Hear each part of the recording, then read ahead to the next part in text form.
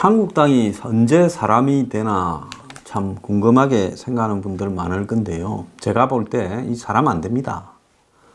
왜 사람이 안 되냐? 자, 한국 보수정당 재건 용역 보고서를 1억짜리를 발주했대요. 서울대학교 정치연구소에 왜 이딴 선거 패배를 했고 허구날 지지율이 20%를 못 넘기는가 이런 연구조사를 맡겼는데 그 비용이 1억이었답니다.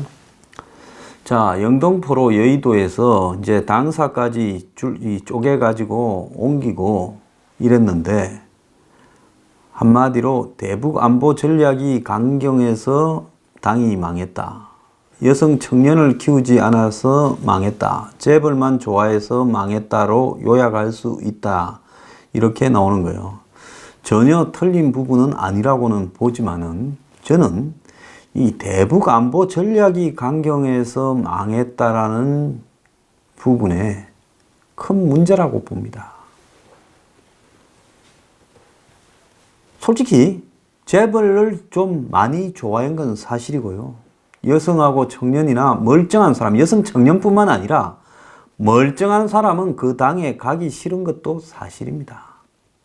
그리고 민주당은 당이 바깥에 있는 좌파 사회단체나 심지어 좌파 학생단체까지도 긴밀하게 네트워킹이 되어서 대통령 누구를 쫓아내겠다 하면 촛불 들고 나와라 하면 민노총이 동원되고 차곡차곡 동원되어서 처음에 몇천 명의 시작해도 나중에 그걸 선동을 해서 연예인까지 동원해서 감성적으로 만들어서 정권을 쫓아낼 역량도 갖추었지만 한국당은 그렇게 대통령이 쫓겨날 때까지 그냥 묵묵부답으로 지켜보는 그런 정당밖에 안 되지요. 한국당은 그렇게 할 능력이 없어요.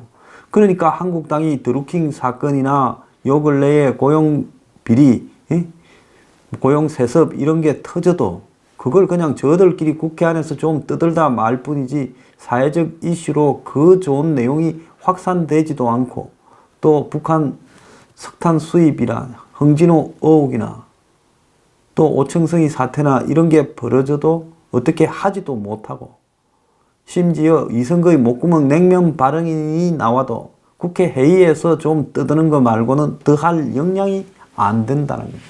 그럼 이건 뭐냐? 탑만 있지 풀풀이 조직이 사실상으로 없다라는 겁니다. 이게 한국당의 가장 심각한 문제고요. 세상이 경제가 바뀌어가는데도 불구하고 과거의 성장주의 시대에 머물러서 대기업이나 재벌을 좋아하는 것도 사실입니다. 그러다 보니 서민 보수가 대다수인데 실제로 상층인들은 한국당을 안 좋아해요. 그런데도 그 당은 초점을 상층에만 맞추고 재벌에만 맞추고 있어요. 그러다 보니 어떻게 돼요? 원격 의료나 인터넷 은행이나 입국장 면세점 같은 문재인의 황당한 정책에도 동조를 해준다는 겁니다. 그거 고치기 전에는요, 난 방법이 없다고 봅니다. 규제 완화한다고 한국 경제가 살아나겠어요? 지금 규제 완화 몇 개 해준다고 한 10대까지 해준다고 한국 경제가 살아나겠어요? 그것도 보수 언론 뻥이지요. 지금 그런 단계를 논할 차원을 넘어서서 경제가 전방위로 흔들리고 있는 겁니다. 자, 이런 부분에서 그런 흔들리는 경제가 정치에 어떤 영향을 미칠 것인가에 대한 제대로 된 분석을 하지 못했어요. 차라리 파퓰리즘이라도 가버렸으면 좋겠는데 파퓰리즘에 그것도 머리가 좋아야 퍼퓰리스트가 되는 겁니다. 독일을 위한 대안 같은 극우 정당도 퍼퓰리즘 정당이 되는 데는 시류를 읽는 능력이라도 있어야 되는데 이 사람들은 시류와는 다른 이 신선처럼 사는 사람들이라서 시류도 못 읽고 있어요. 신선이 저작거리의 백정의 마음을 어떻게 알겠습니까?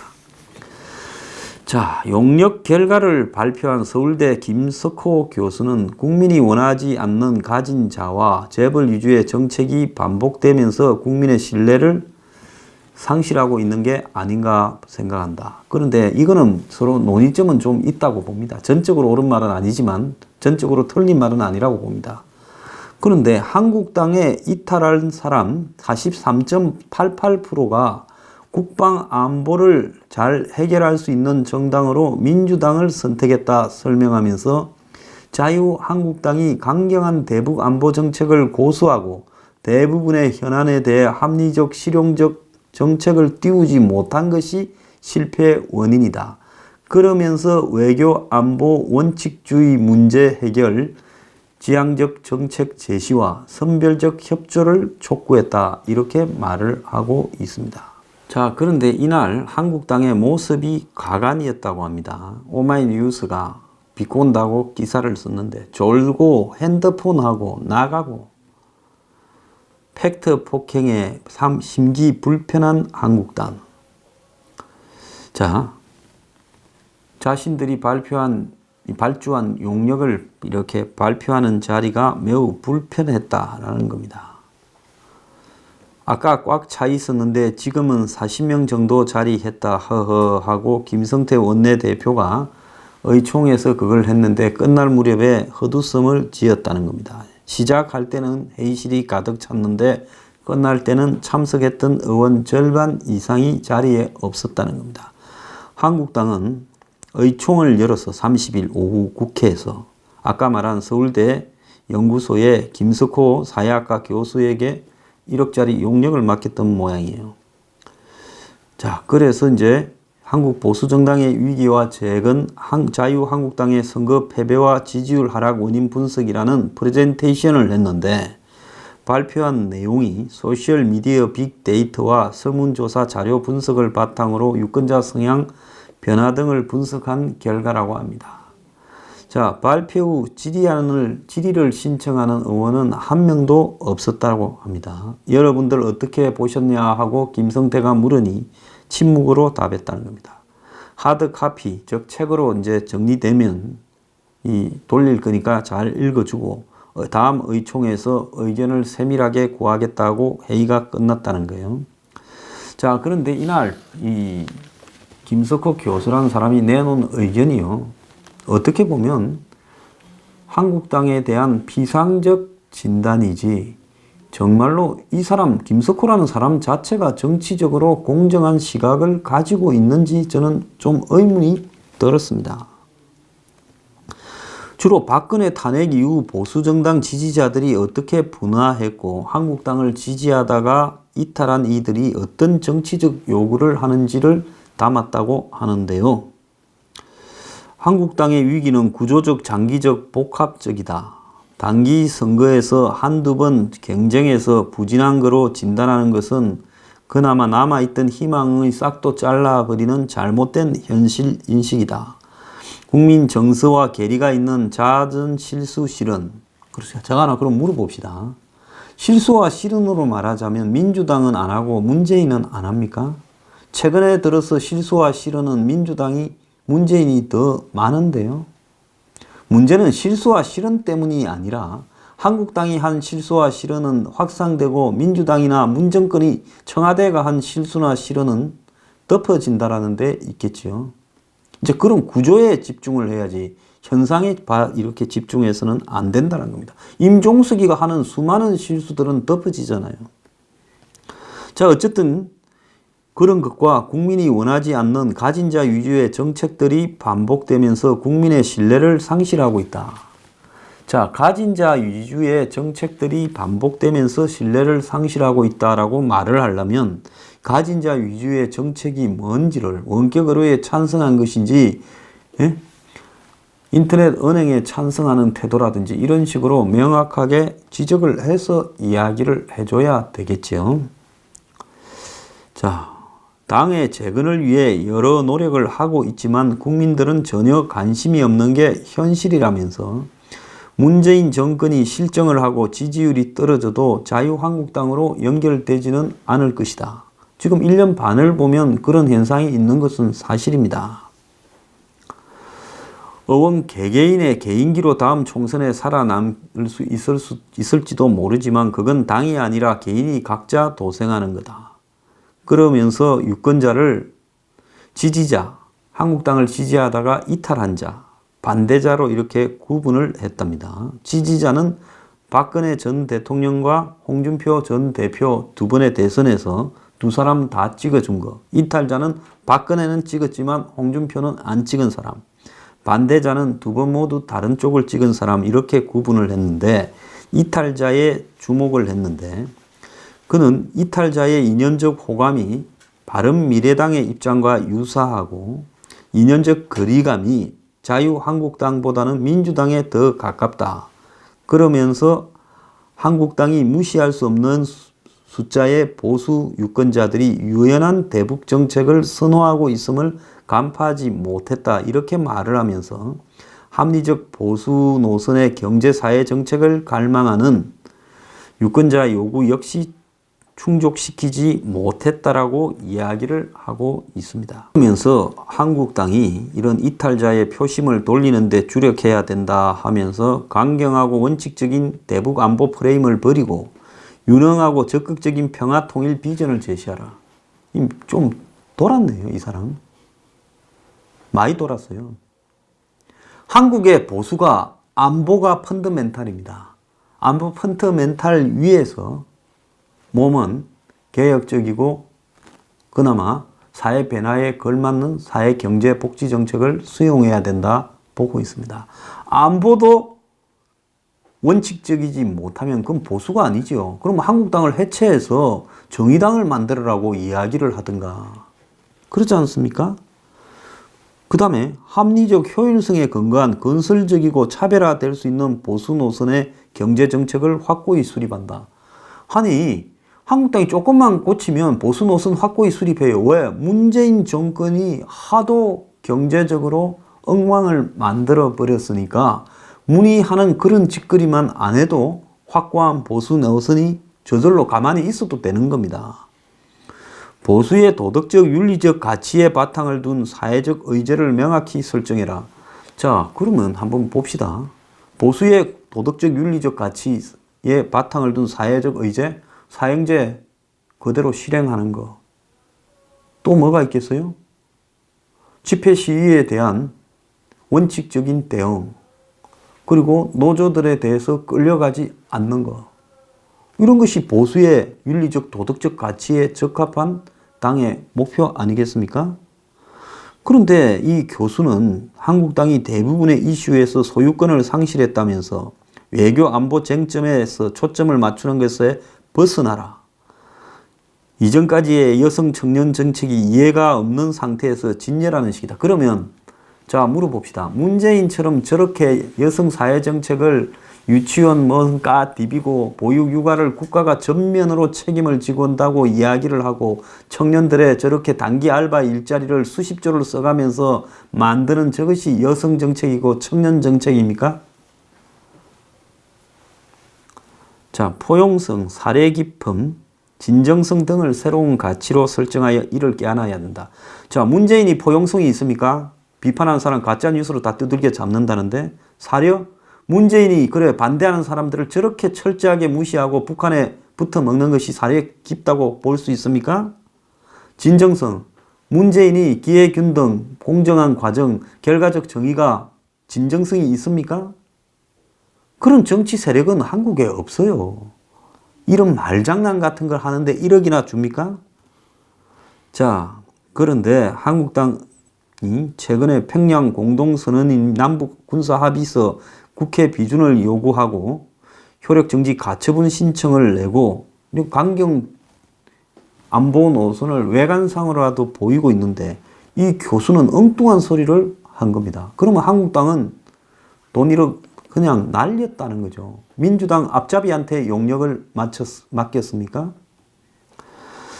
자, 김 교수가 이탈자를 강조하면서 중도층에 표심 잡기를 주문했다 하는데 최근에 전원책은 경제민주화 정책을 몰락의 시작점으로 이야기를 하고 태극기 부대 통합도 이야기를 했다.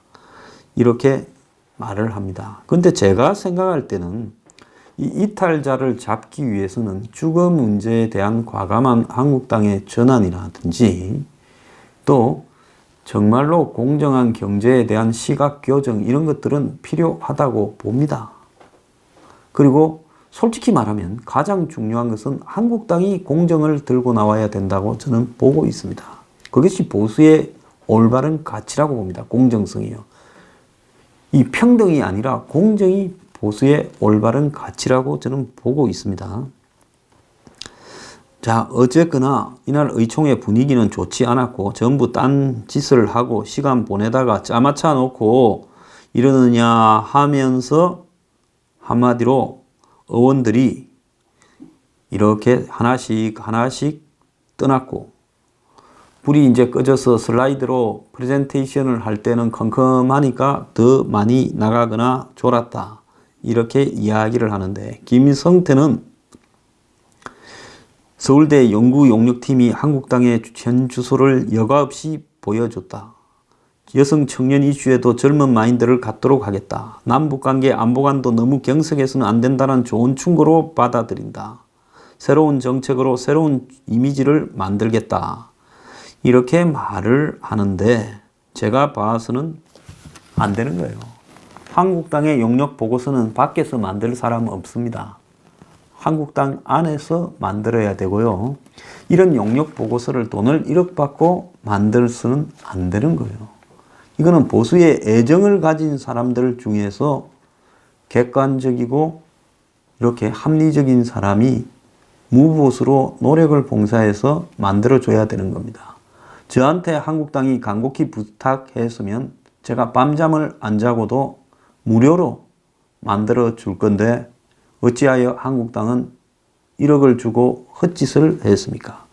그러니까 지금 네티즌 반응이 보고서 작성한 교수가 그런 시각을 가지고 이렇게 있으니까 자기 시각대로 이야기하는 거 아니냐. 자, 중도 보수는 대북 정책과 국가 안보는 원칙적으로 확고하게 대응하면서 부정부패 척결과 공정성을 바탕으로 시장 경제 하에 민생을 중시하는 정책을 원하는 거다. 맞는 말이에요. 제 말이 이거 아닙니까? 유연한 대북 정책, 결국 민주당과 함께 가는 민주당 이중대가 되기로 작정한 거다. 대북 정책을 여론조사로 결정하냐 폭망하기로 한 거다. 국회 원직에 급급하려면 민주당 가라. 이게 지금 댓글들이에요. 자, 국방과 안보를 민주당이 더 잘할 것 같다고 에이 바보들아. 주사파 운동권 천지 민주당이 어떻게 잘하냐. 지금 무슨 코미디하냐. 안보 해체, 한미 동맹 해체, 친북 친중 정책 안 보이나. 국가가 국민의 생명이 달린 국방과 안보를 언제나 보수적인 관점에서 봐야 된다. 안보 같은 문제를 장난치는 민주당이 해체돼야 된다. 지금 주사파들을 보고도 그딴 소리가 나오냐. 이런 이야기를 지금 하고 있는 겁니다.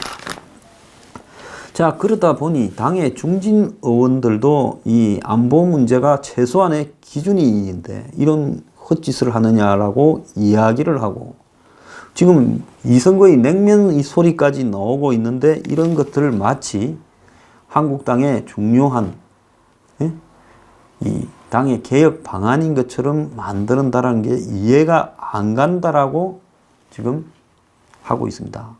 안보관 때문에 선거에 졌다는 걸 동의할 수 없다. 비박계에서 주장한 내용이 그대로 반영된 건다. 이런 어떤 논란까지 벌어지고 있습니다. 제가 볼 때 적의 앞잡이에게 1억을 주고 우리를 죽이는 법을 용역을 맡긴 것 같아요.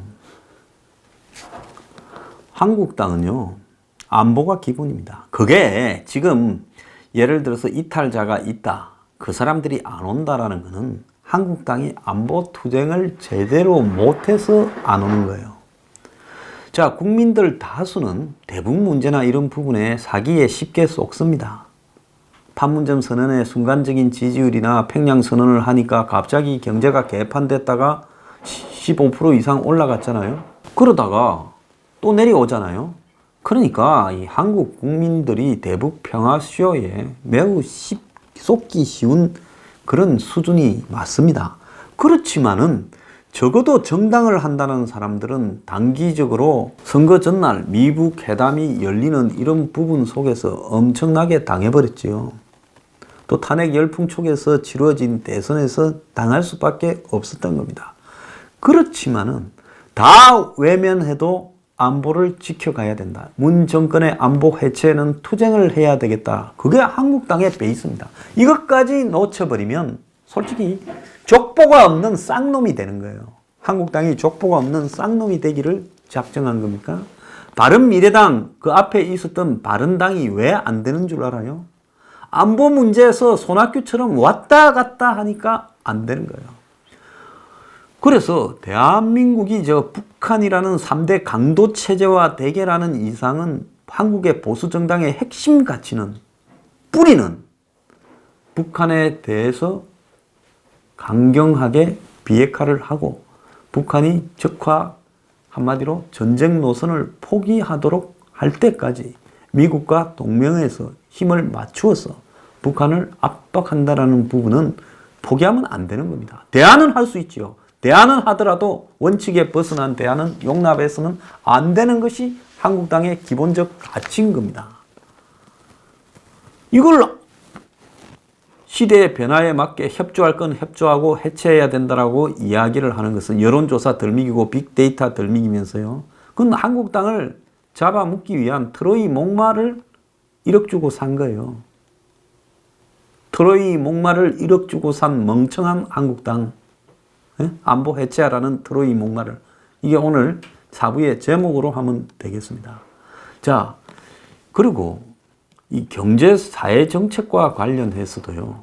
무조건 가진 자를 펜든다. 이런 식으로 있는 자를 펜든다. 단선적으로 보고서에 쓸 게 아니라 한국당의 이 경제적인 어떤 관점이 지나치게 특정한 시류에 편중된 부분이 있었는데 시대의 변화의 흐름, 경제에서 바탕이 된 사회적 계층의 변화 등을 감안한 시각 교정이 필요하다는 수준으로 해야지 가진 자를 편든다라고 재벌 편든다라고 이런 식으로 이야기를 하면 어떡하냐는 겁니다.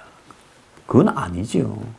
자, 저는 한국당이 경제 사회 분야에서 개혁을 철저히 해나가야 계속 집권을 해갈 수 있다. 이것은요, 보수가 확고한 게 아니라 보수는 시대의 흐름에 따라서 선동을 해서 계속 집권을 하려는 강경파들에게 시대의 흐름에 맞게 합리적으로 파도를 타고 넘으면서 이렇게 반응하는 그런 것이 보수의 정책이라는 겁니다. 그러면 보수의 정책은 변하지 않는 것이 아니라 경제 사회적 시대 변화가 이렇게 심각하니까 거기에 맞춰서 이렇게 시각 교정을 해야 된다라고 말을 해야지 한국당이 누구 편든다라고 단정해서 이야기를 해서는 안 된다는 거죠. 재벌도 편을 들 때는 들어줘야 되죠. 저는 그걸 무조건 죽일 놈이라고 두들겨 잡는 것은 저는 아주 나쁘다고 봅니다. 재벌 나쁘다 아니에요. 그들도 기이한 바가 있고 나쁜 바도 있고 좋은 재벌도 있고 착한 재벌도 있고 나쁜 재벌도 있어요. 그래서 그런 부분들을 저런 식으로 규정해서는 안 된다라는 겁니다. 지금이라도 김성태, 제가 원내대표란 이름을 붙이기도 창피합니다. 생각이 있다면 저한테 연락 주면요. 올바른 한국당의 바른 방향에 대한 조언을 해 주겠습니다.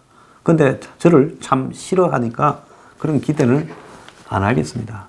자, 이제 이런 식으로 자꾸 해가면 어떻게 되느냐.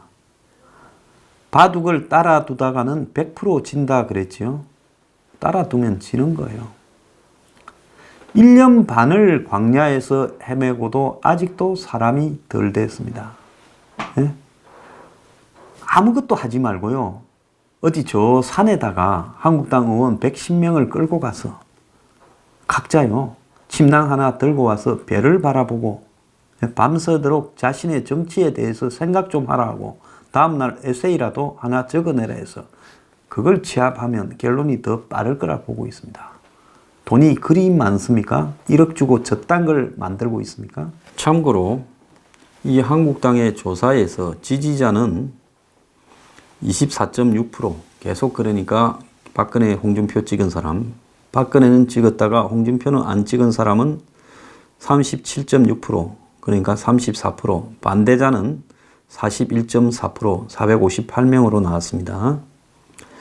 자, 그래서 현재 이 24.6%라는 부분은 실제로 마지막까지 한국당의 여러 선거에서 모을 수 있는 투표율 정도로는 맞다고 보고 이탈자가 376명이라는 것은 34%라는 것은 저는 좀 거품이 많다고 봅니다. 그러면 이탈자하고 지지자를 합치면 58.6%인데 박근혜 전 대통령이 당선될 때 거의 뭐 50.5%나 이렇게 해서 됐을 건데 그럼 한 8% 정도가 과장이 있었다는 거죠. 그러니까 실제로 보수가 아니면서 이탈자인 것처럼 이야기했다라는 편차가 있다 이래 봅니다. 중도라고 생각하면서 내내 좌측을 찍던 사람이 마치 보수의 이탈자처럼 위장을 했다 이렇게 보고요. 이탈자들은 이념 성향을 진보 0, 그 다음에 매우 보수 10이면 중간에 5.0이라고 했다는 겁니다. 그러면서 바른미래당이 5.8이라서 거기에 가깝다 이렇게 하고, 남북관계 안보 이슈에서는 이 이탈자들이 민주당하고 가까웠고 안보를 잘 풀 정당으로 민주당을 꼽았다는 거죠. 자, 이런 부분에서 봤을 때 이 조사에 한계가 명확하게 오류가 있었다는 게 드러나고요. 또 이탈자들은 문재인 체제가 5.4, 유승민 체제가 4.2, 심상정 체제가 4.2, 김병준 체제 3.7, 호감도로 보면 홍준표는 3.0, 이거는 수치가 클수록 좋은 건데, 문재인, 유승민, 심상정, 김병준, 안철수, 손학규 체제를 홍준표 체제보다 더 좋아하고, 한국당 지지자들은 홍준표, 김병준, 유승민 이런 체제 순이었다라고 이야기를 하고 있습니다. 그래서 이 자료의 편차가 지금 이 순간에도 문재인을 저렇게 좋아하는 사람을 한국당을 지지했다가 이탈한 사람이라고 하느냐. 저는 그건 자료가 잘못됐다 이렇게 생각합니다.